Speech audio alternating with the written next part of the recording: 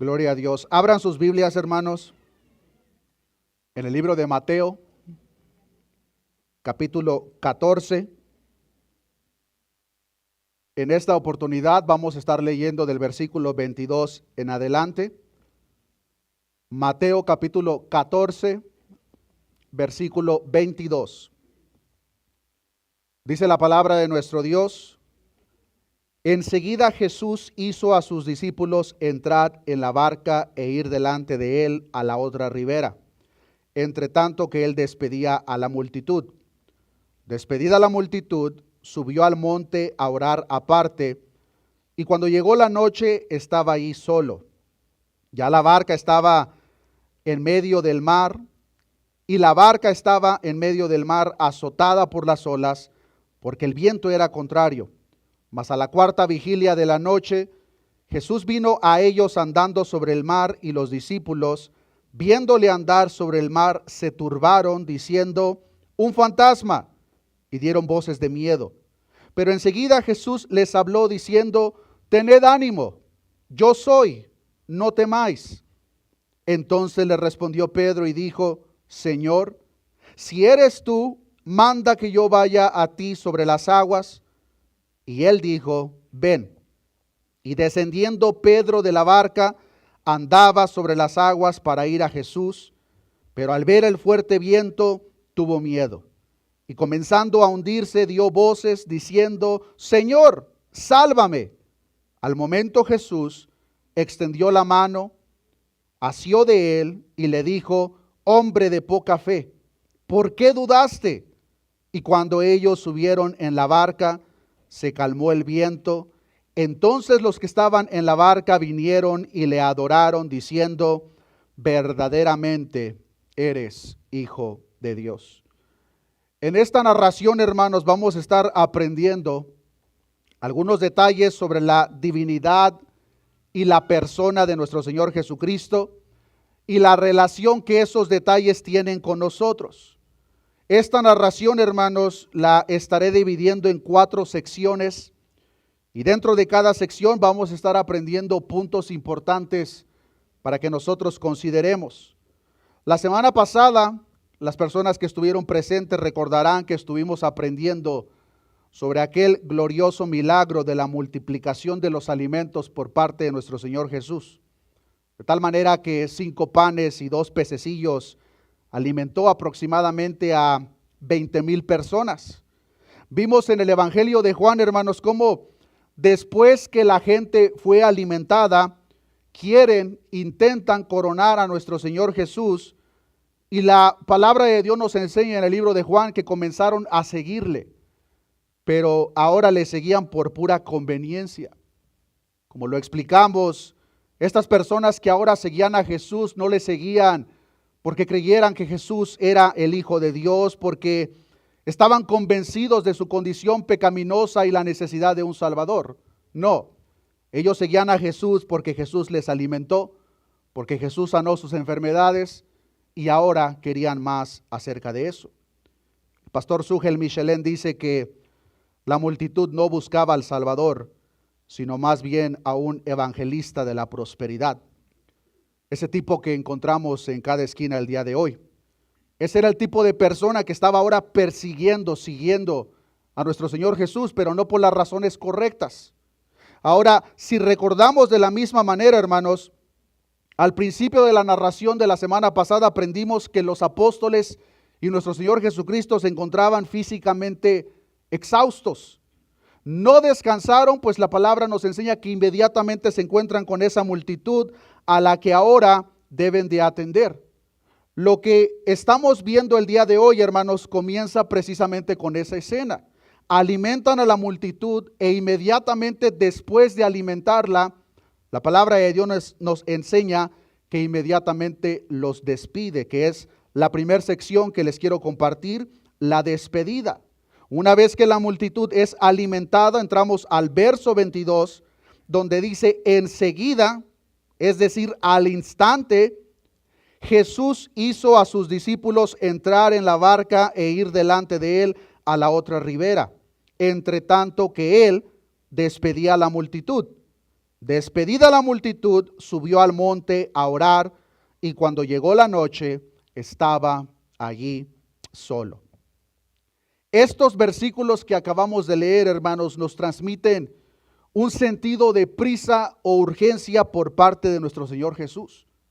De hecho, la palabra original que encontramos cuando dice que hizo, hermanos, da la connotación de una orden en vez de una sugerencia. Es decir, una vez que la multitud ha sido alimentada, nuestro Señor Jesús al instante ordena a los discípulos que se suban a la barca y que se vayan a la otra ribera. La traducción lenguaje actual dice: después de esto Jesús ordenó a los discípulos: suban a la barca y vayan a la otra orilla del lago. Yo me quedaré aquí para despedir a la gente y los alcanzaré más tarde. Nosotros podemos especular en cuanto a la razón por qué Jesús con urgencia está ordenando que ahora los apóstoles se vayan adelantando.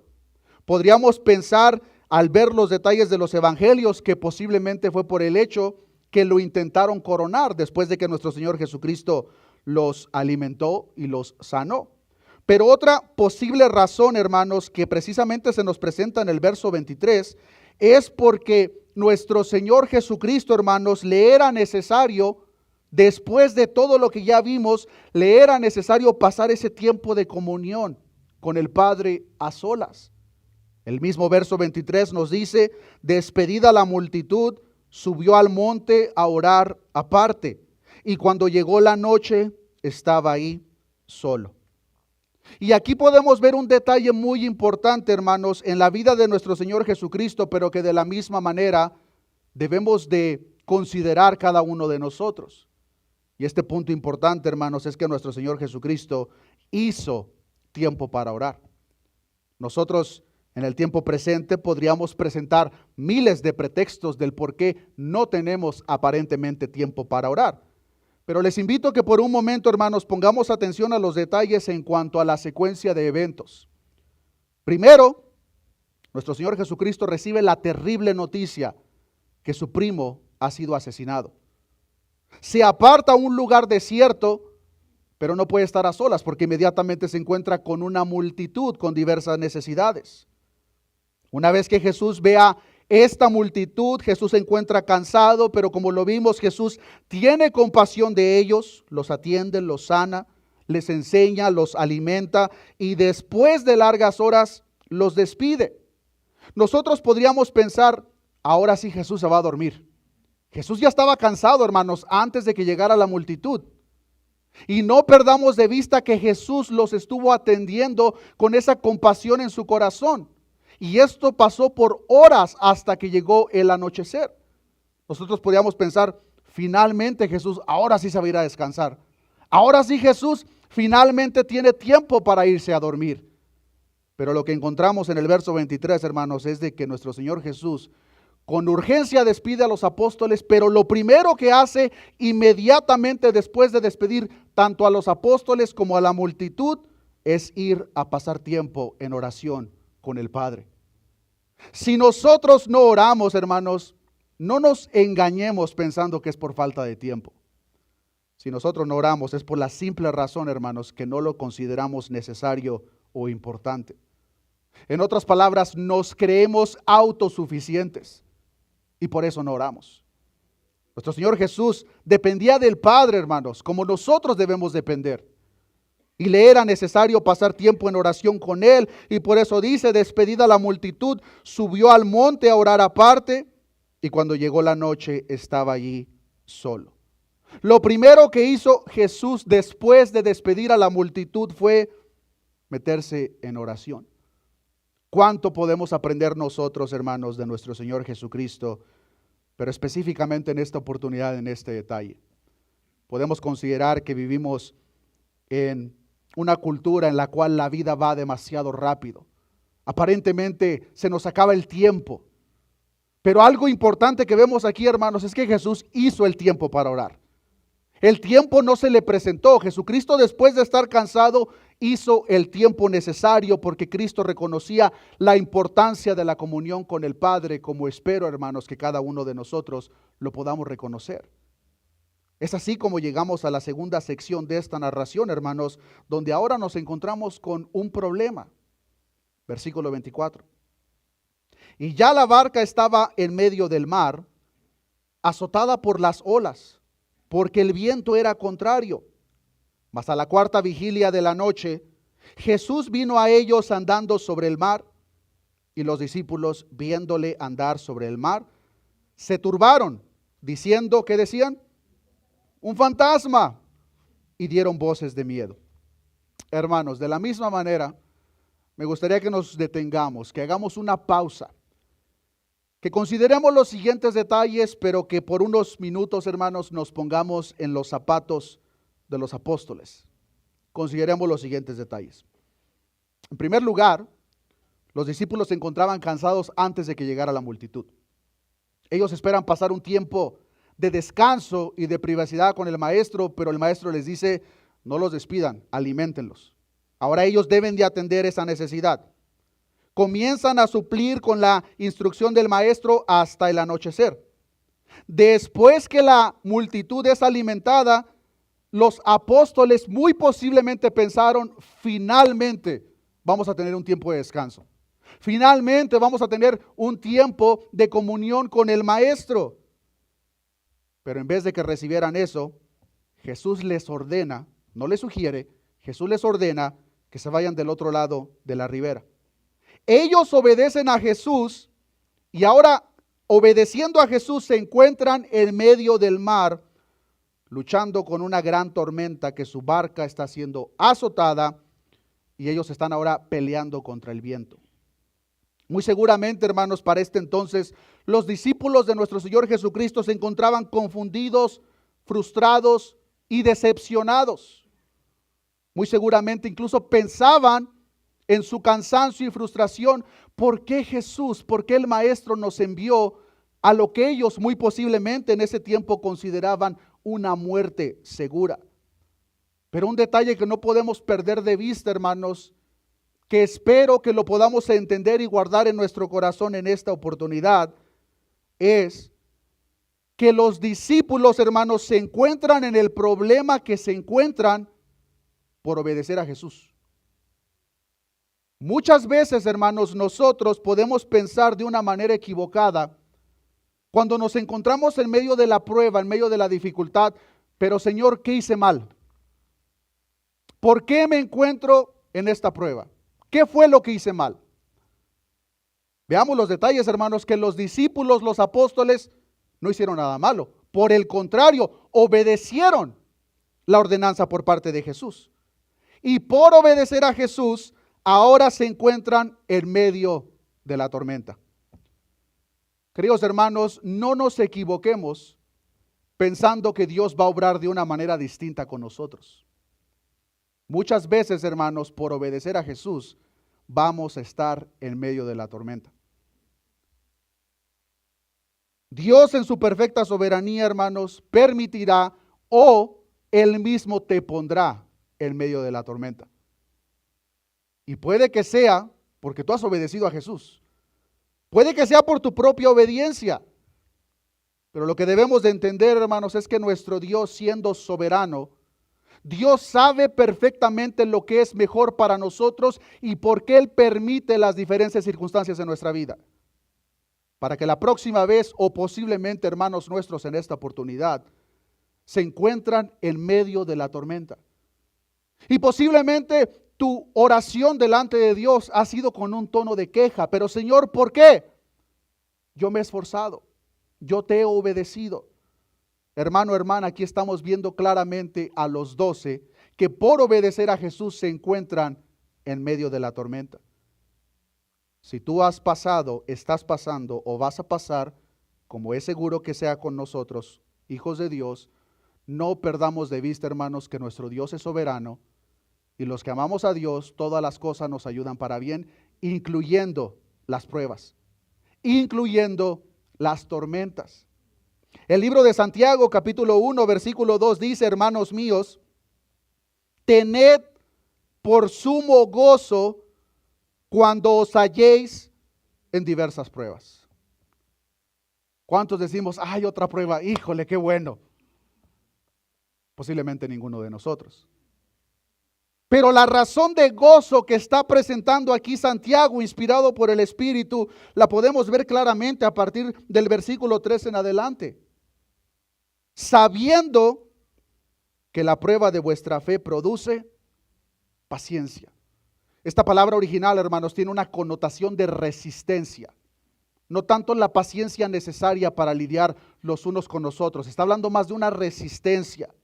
Sabiendo que la prueba de vuestra fe produce paciencia, mas tenga la paciencia su obra completa, para que seáis ¿qué?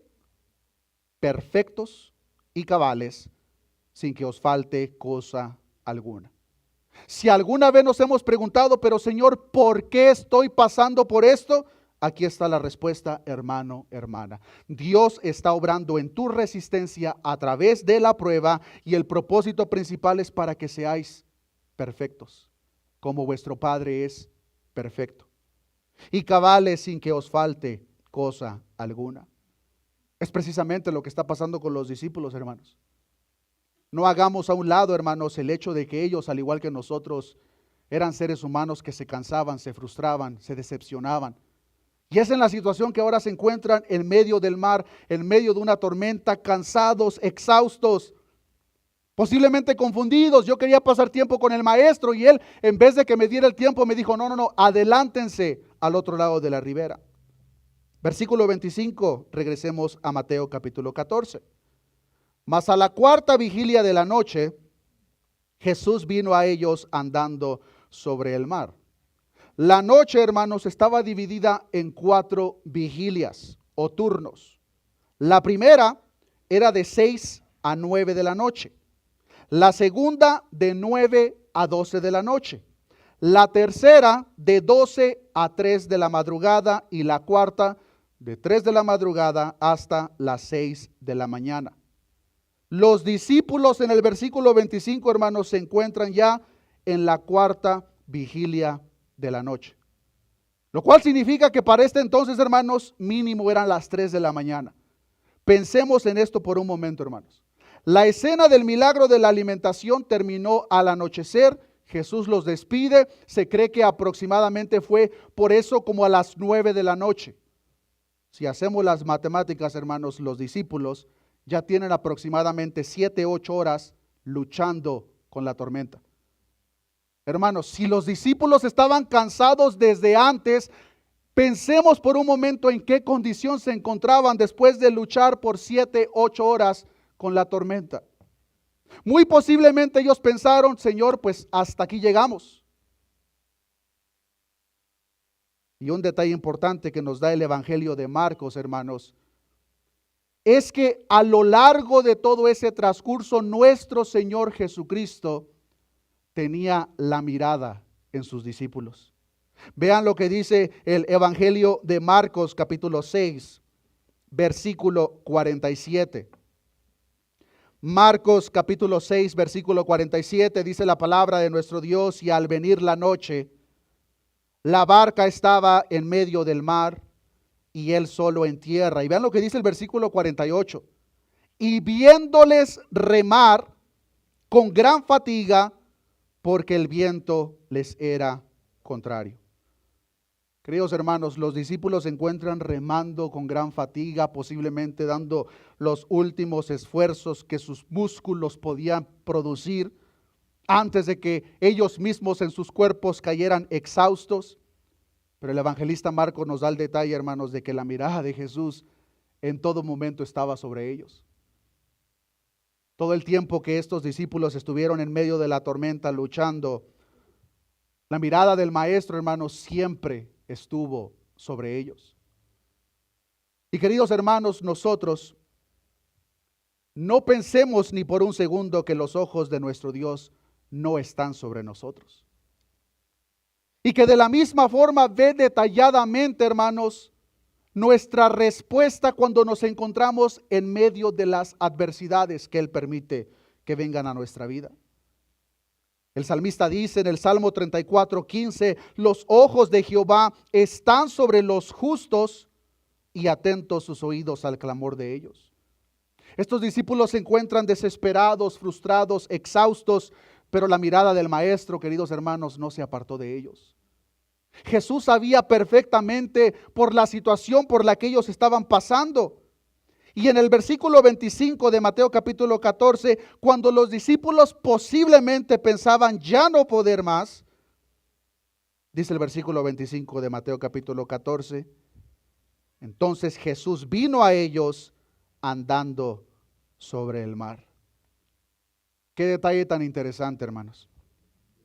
Las mismas olas que estaban azotando la barca de los discípulos eran las mismas olas sobre las cuales nuestro Señor Jesucristo estaba caminando.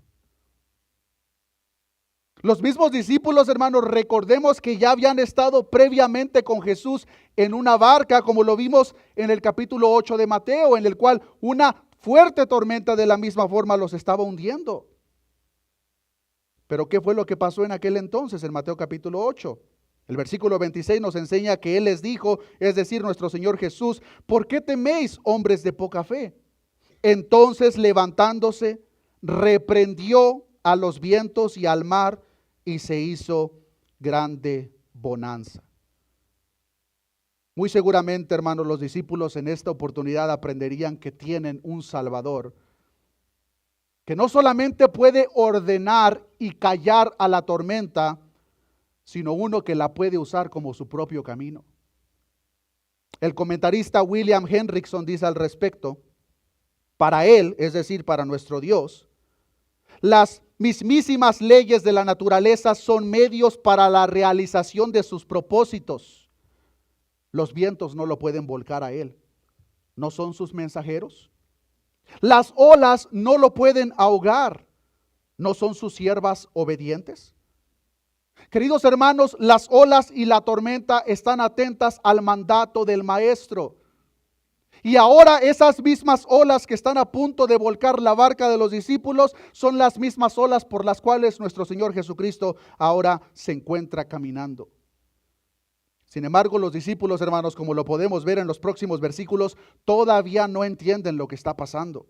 Todavía no reconocen a aquel que está caminando sobre el mar, y es por eso que dice el versículo 26 de Mateo capítulo 14.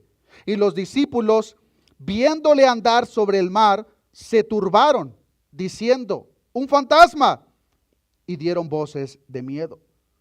No perdamos de vista, hermanos, los detalles que hemos visto hasta este punto. Los discípulos se encuentran exhaustos. Ya son aproximadamente las 3 de la mañana, lo cual significa, hermanos, que no solamente están cansados por las largas horas que han navegado, sino que a las 3 de la mañana, hermanos, no se puede ver muy bien. Y en esa desesperación ya revelada en los discípulos, ahora se convierte en horror y pánico. Y con las últimas o pocas fuerzas que tienen o tenían, comienzan a gritar con gran miedo. Un fantasma. No entendían quién era la persona que estaba caminando sobre las aguas. Pero veamos la respuesta por parte de nuestro Señor Jesús cuando ve el pánico en el corazón de sus discípulos. Veamos la respuesta del Maestro cuando ve la necesidad de los suyos. Y versículo 27, pero enseguida Jesús les habló diciendo, tened ánimo, yo soy, no temáis. Queridos hermanos, que un ser querido, que un amigo, que un familiar nos diga en medio de un problema, no te preocupes, tiene cierto peso. Especialmente si esa persona es una persona de palabra. No te preocupes, yo te voy a ayudar. Yo estoy contigo. Eso tiene cierto peso. Pero que nos digan no temáis a aquel a quien las olas obedecen, tiene un peso incalculable, hermanos. Lo interesante de esto, hermanos, es que a lo largo de toda la Escritura podemos ver de una manera repetida que nuestro Dios nos dice, no temáis.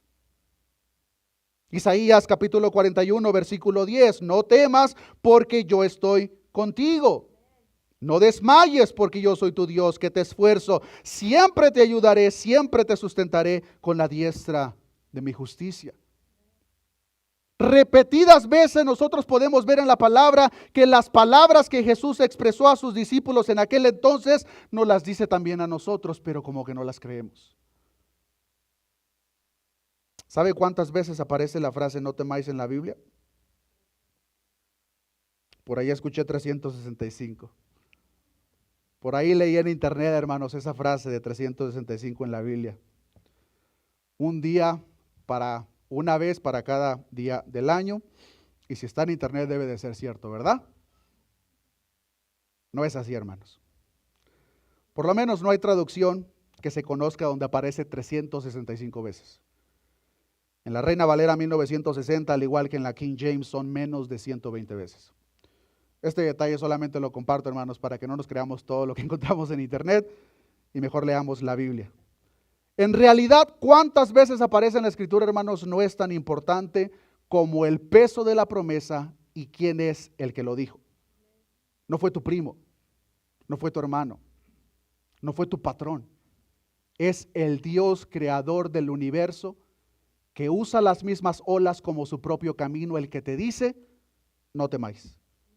Y si solamente tuviésemos, hermanos, Isaías 41, el versículo que acabamos de leer, versículo 10, hermanos, eso nos debería de ser suficiente para confiar en las promesas de nuestro Dios, especialmente cuando estamos pasando por las adversidades. Dios nos dice, queridos hermanos, no temáis. Y la razón por que Dios nos dice que no temáis es porque Él prometió estar con nosotros. Es porque Él prometió que cuando nos encontremos sin fuerzas, Él las va a multiplicar. Nuestro Señor prometió siempre, hermanos, ayudarnos y siempre sustentarnos. Cristo es la propia solución, hermanos, del problema que acabamos de ver.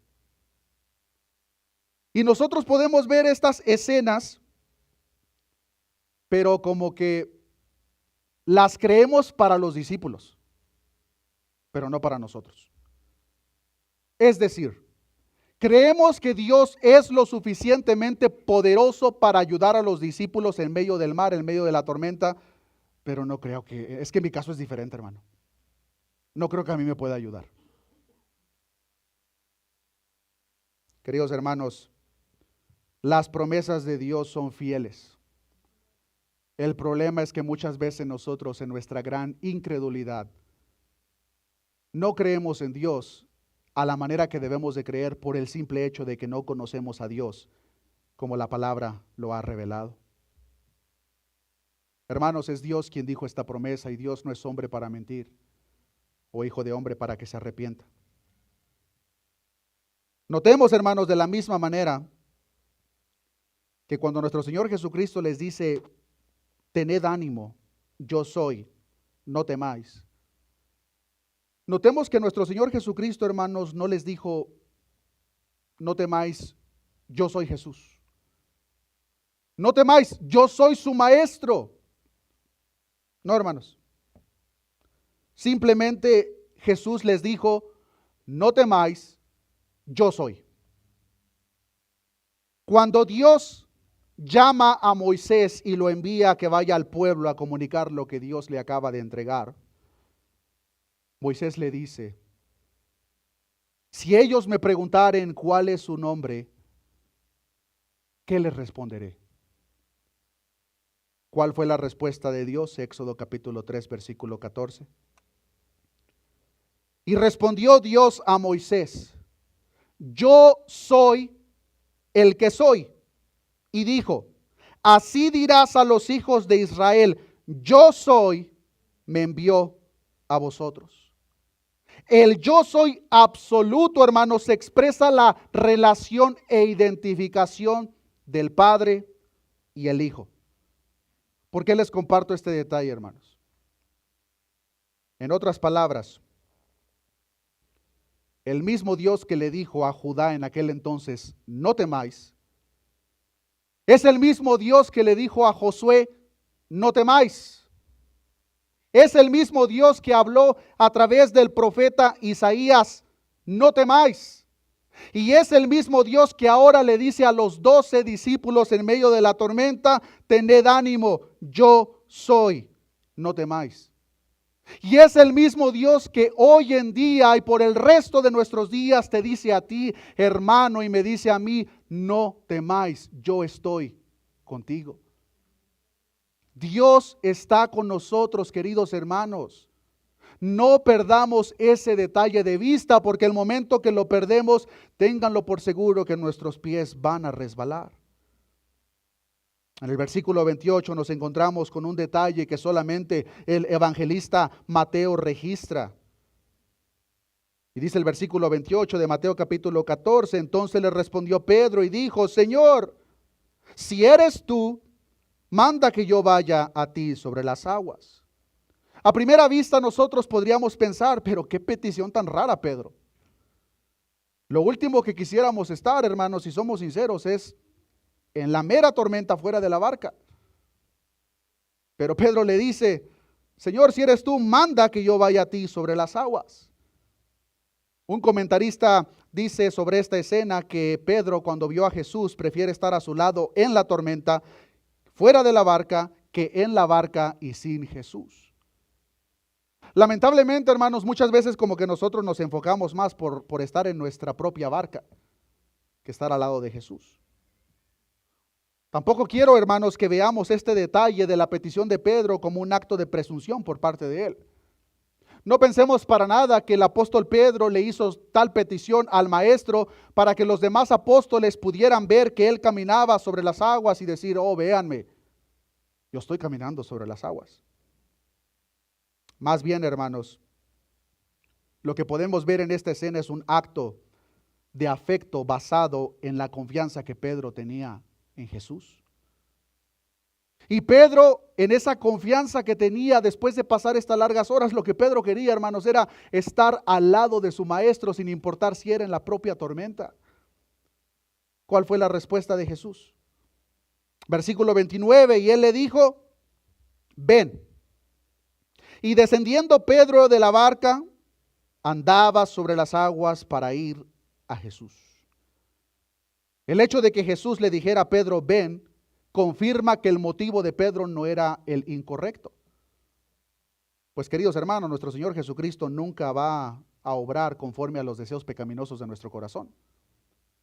Es decir, si Pedro hizo tal petición por presumir con los demás, téngalo por seguro que Jesús le había dicho, no, tranquilo.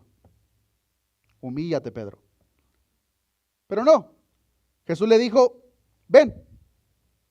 Pedro obedece al mandato, a las palabras de nuestro Señor Jesús, y por un momento Pedro ahora se encuentra al igual que nuestro Señor Jesucristo caminando sobre las aguas. Pedro está caminando sobre las aguas con el mismo poder que operaba en Cristo por su fe depositada en Jesús.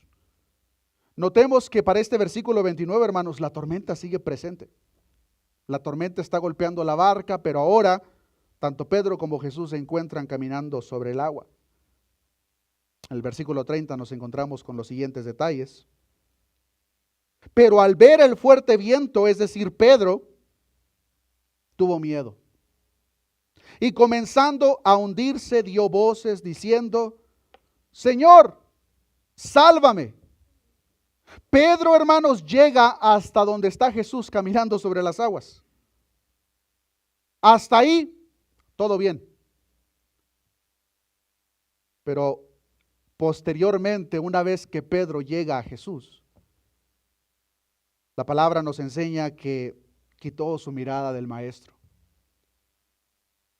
Y en vez de continuar con su mirada depositada en Cristo, dice el versículo 30, pero al ver el fuerte viento, tuvo miedo.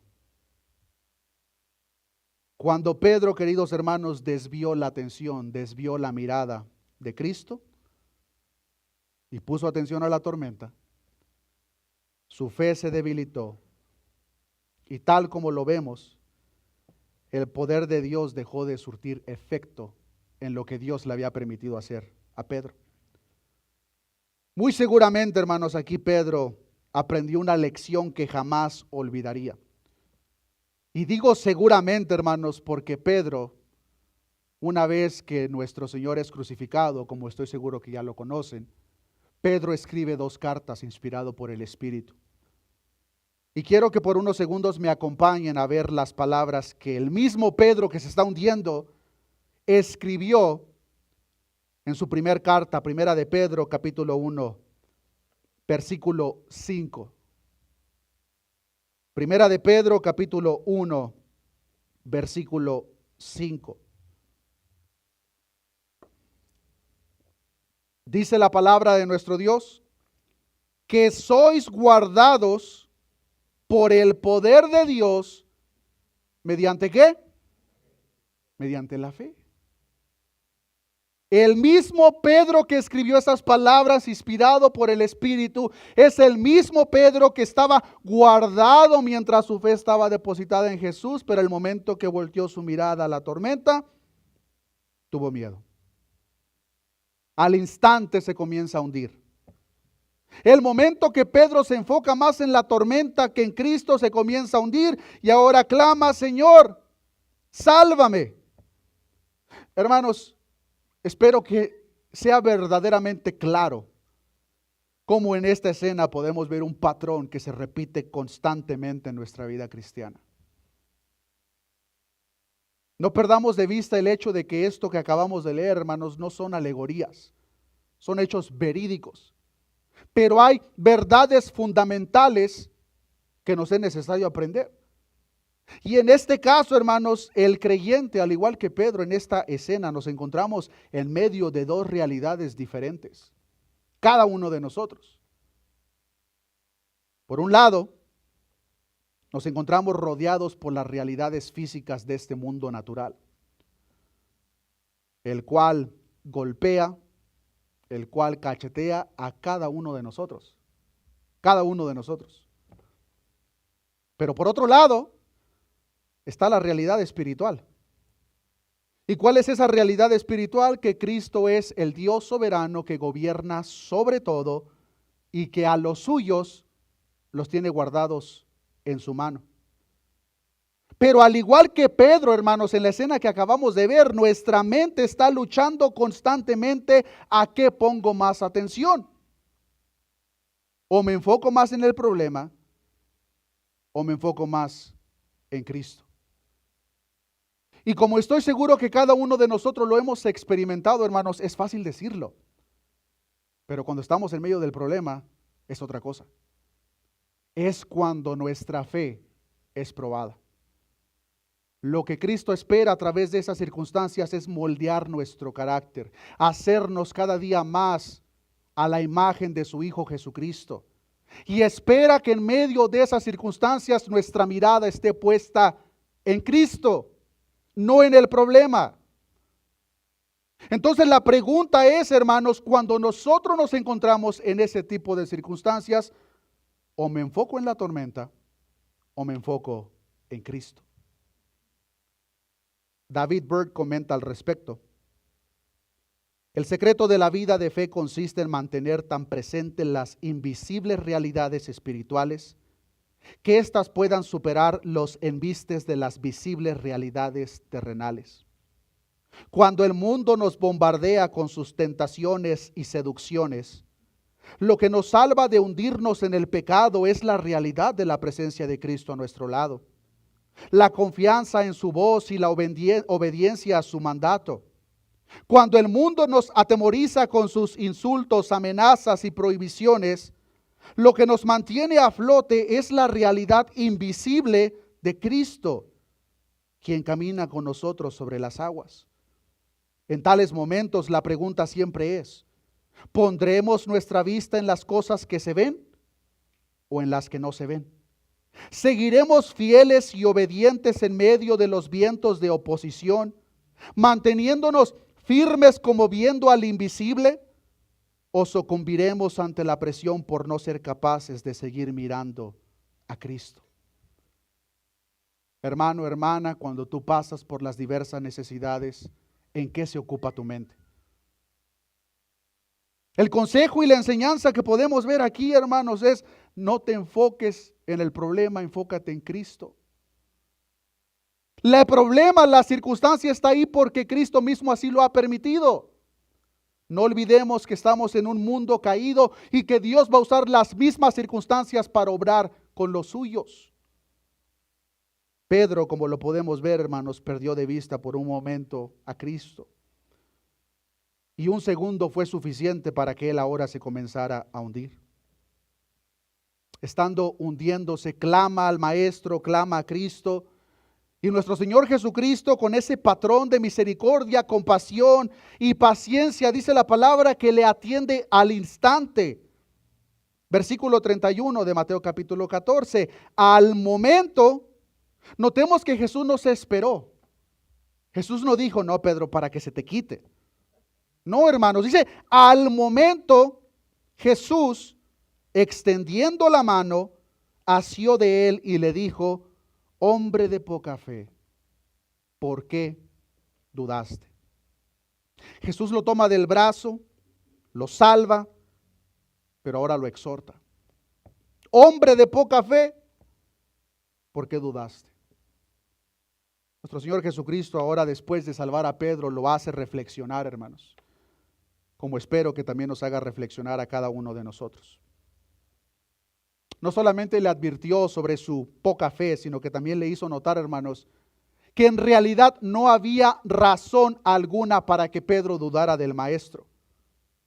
Cuando Cristo le dice, ¿por qué dudaste? Es como si Cristo le hubiese dicho, ¿qué razón te he dado yo para que dudes de mí? Y Cristo nos hace la misma pregunta. ¿Cuántas veces te ha quedado mal Cristo, hermano, hermana? Lamentablemente muchas veces pensamos que Dios nos ha quedado mal porque al no entender su perfecta voluntad nosotros esperamos algo que Dios jamás prometió. Pero en ese caso la culpa no está en Dios, la culpa está en nosotros por no escudriñar sus palabras como Él mismo las inspiró. Pero téngalo por seguro, hermano, hermana, que todas las promesas de Dios son fieles y verdaderas. La misma palabra de Dios nos enseña, hermanos, que aunque nosotros le seamos infiel, Él permanece fiel para con nosotros. Y ahora le dice a Pedro, Pedro, ¿por qué dudaste? ¿Por qué dudaste, Pedro? Versículo 32. Y cuando ellos subieron en la barca, se calmó el viento. Aquí vemos más información sobre esta tercera sección de la solución. Nuestro Señor Jesucristo en medio del caos les grita, soy yo, tengan ánimo. Pero la tormenta sigue presente. En el versículo 32 dice la palabra que cuando ellos subieron, es decir, nuestro Señor Jesús junto con Pedro, suben a la barca, se calmó el viento. ¿Qué detalle tan extraordinario, hermanos? En Mateo capítulo 8, la manifestación del poder de nuestro Señor Jesucristo, hermanos, se presenta cuando nuestro Señor Jesucristo le habla a la tormenta. Dice la palabra que cuando la tormenta estaba a punto de voltear el barco, nuestro Señor Jesucristo le habla, le reprende, le dice, cállate. Al momento se hizo una gran bonanza. Pero notemos que en esta escena, hermanos, ni siquiera le fue necesario a nuestro Señor Jesucristo ordenarle a la tormenta. Inmediatamente cuando Cristo pone sus pies en la barca junto con Pedro, dice la palabra, se calmó el viento. Posiblemente fue una orden mental, posiblemente la misma tormenta sabía el momento que Él toque esta barca, hasta ahí llegamos. Sea como sea, hermanos, la naturaleza estaba al servicio del Creador y debían de obedecer su voluntad sin reserva alguna. Y queridos hermanos, ese mismo Dios que nosotros vemos en estos evangelios es el mismo Dios al que nosotros servimos, el cual tiene el control absoluto sobre todas las cosas. Pero por la falta de conocimiento de quién es Dios, muchas veces como que nos preocupamos y pensamos equivocadamente como que las cosas se le están saliendo del control a Dios. Hermanos, no hay absolutamente nada que se salga del control del Dios soberano. De hecho, si algo se le saliese de control, entonces Dios no es soberano. Así llegamos a la última sección de esta narración, que es la revelación, que lo vemos del versículo 33 en adelante. Entonces los que estaban en la barca vinieron y le adoraron diciendo: verdaderamente eres hijo de Dios. Los que estaban en la barca, hermanos, tal como lo vemos en estos detalles, caen a sus pies y comienzan a humildemente adorar a aquel que acaba de calmar la tormenta. Posiblemente, hermanos, estaban abrumados por el poder infinito del Maestro que se encontraba con ellos. Y no solamente del poder, sino del amor, porque no perdamos de vista de que todo lo que acaba de pasar en la escena, Jesús lo hizo por ellos, por los discípulos.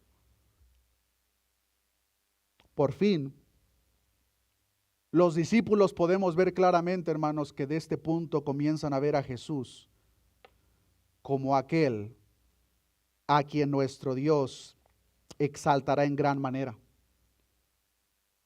y como aquel a quien puso el nombre que es sobre todo nombre, y ante cuyo nombre debe doblarse toda rodilla de los que están en los cielos y en la tierra y debajo de la tierra, y toda lengua confiese que Jesucristo es el Señor, para gloria de Dios Padre, como nos enseña Filipenses capítulo 2, versículo 9.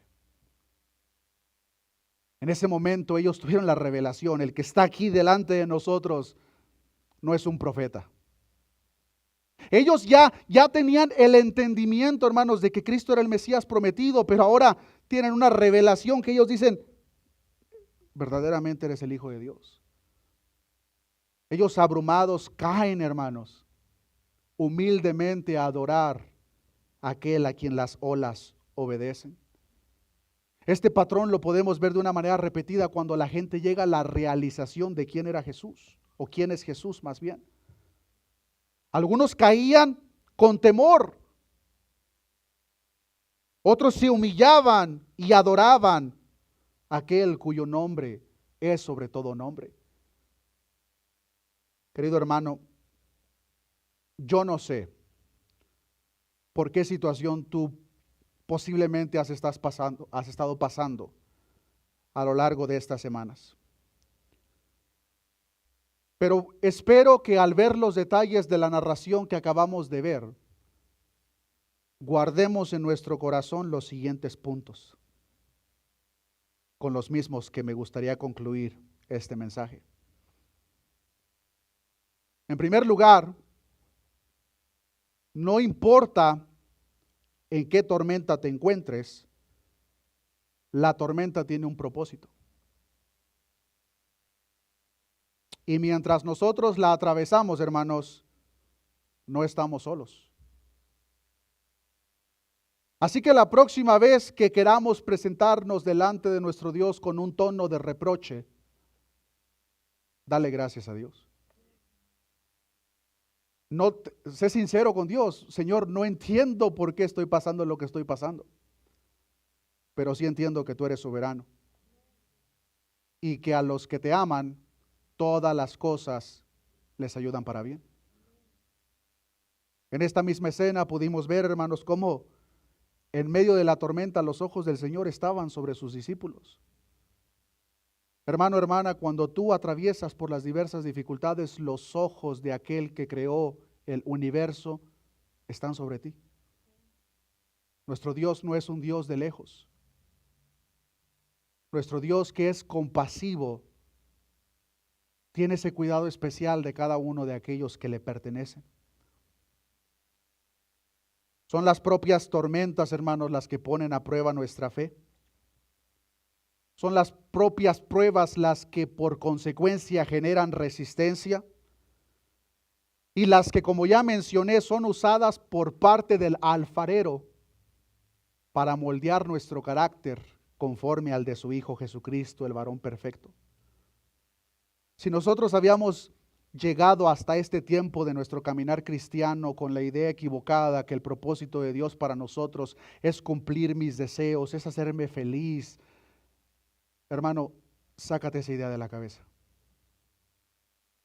El propósito de Dios con sus hijos por el tiempo que nos tiene en esta tierra es moldear el carácter de su Hijo Jesucristo sobre cada uno de nosotros. Y en medio de ese proceso, el alfarero va a usar muchas dificultades, muchas pruebas, muchas tormentas. Decía el apóstol Pedro, es necesario que a través de muchas tribulaciones entremos en el reino de los cielos. Jesucristo dijo, en el mundo tendréis aflicción, pero confiad, yo he vencido al mundo. Si tenemos esta gran lista de preguntas, de promesas, la pregunta es, ¿por qué continuamos dudando? No hay cuestión alguna, hermanos, de que el cuidado de Dios está sobre cada uno de nosotros y su mirada está sobre cada uno de nosotros donde quiera que vamos. Es su misericordia la que nos sustenta, es su gracia la que nos mantiene de pie. Como decía el salmista en el Salmo 94, verso 18, cuando yo decía, mi pie resbala, tu misericordia, oh Jehová, me sustenta. La pregunta es, hermanos, ¿está tu mirada puesta en Cristo? ¿O está tu mirada puesta en la tormenta? Acompáñenme por favor al libro de Hebreos capítulo 12. Y les voy a invitar, hermanos, que nos pongamos de pie. Hebreos capítulo 12, versículo 1. Y les voy a pedir que por favor me ayuden a dar lectura a estos primeros dos versículos que resumen de una manera verdaderamente gloriosa lo que aprendimos en esta escena en Mateo capítulo 14. Dice la palabra de nuestro Dios, Hebreos capítulo 12, versículo 1, por tanto, nosotros también, teniendo en derredor nuestro tan grande nube de testigos, despojémonos de todo peso y del pecado que nos asedia, y corramos con paciencia la carrera que tenemos por delante, puesto los ojos en Jesús, el autor y consumador de la fe, el cual por el gozo puesto delante de él sufrió la cruz, menospreciando el oprobio, y se sentó a la diestra del trono de Dios. Hermano, hermana, pon tu mirada en Cristo. No pongas tu mirada en absolutamente nada sobre esta tierra. No pongas tu mirada en el problema. No pongas tu mirada en tu cuenta bancaria. No pongas tu mirada en el gobernador. No pongas tu mirada en el próximo presidente. La palabra de Dios dice, maldito el hombre que confía en el hombre. Si en alguien vamos a confiar, si en alguien vamos a depositar nuestra mirada, que sea solamente en nuestro Señor Jesucristo. Oremos a nuestro Dios. Padre, gracias te damos en esta mañana por tu palabra, Señor. Tu palabra que es viva y eficaz y más cortante que toda espada de dos filos, que penetra hasta lo más interno de nuestro ser, Señor. Es verdad, Señor, que en este mundo caído los problemas son diversos. Como hijos tuyos, Señor, somos parte de todas esas dificultades. Tú mismo lo prometiste. En el mundo tendréis aflicción, pero confiad, yo he vencido al mundo. Los problemas, las pruebas, Señor, son realidades por las cuales todos debemos de atravesar. La diferencia, Señor, es que para los tuyos, para los que son parte del reino, hay un propósito celestial y eterno. Tú mismo, Señor, has dicho en tu palabra que esas diversas dificultades por las cuales nosotros pasamos es para que seamos formados conforme al carácter del varón perfecto, nuestro Señor Jesucristo. Lo único que tú esperas de nosotros, Señor, es que en medio de la dificultad nuestra mirada esté puesta en nuestro Señor Jesucristo, el autor y consumador de nuestra fe. Te pedimos perdón, Señor, en esta oportunidad si nuestra atención ha sido entregada mayormente a las dificultades de este mundo. Perdónanos, Señor, por nuestra incredulidad. Perdónanos, Señor, por no depositar nuestra confianza al nivel que debemos en nuestro Señor Jesucristo, aquel que entregó todo por amor a nosotros. Hoy en día reconocemos, Señor, y espero que sea tu Espíritu trayendo esa paz y esperanza a nuestros corazones, que en medio de la tormenta la mirada de nuestro Señor está sobre los suyos. Que tus oídos están atentos al clamor de los justos. Pero lo más importante de todo, que tú eres el Dios soberano, a quien las mismas leyes de la naturaleza están sujetas. Tú eres el Dios que gobierna sobre todo. No hay nada que se salga de tu control, Señor. Tú eres el Dios todopoderoso. Ayúdanos, Señor, a confiar en ti cada día más. Ayúdanos a que nuestra mirada jamás sea desviada de nuestro Señor Jesucristo, sino que a pesar de las dificultades por las cuales vamos a pasar, nuestra mirada esté colocada firmemente en Jesucristo, el autor y consumador de nuestra fe.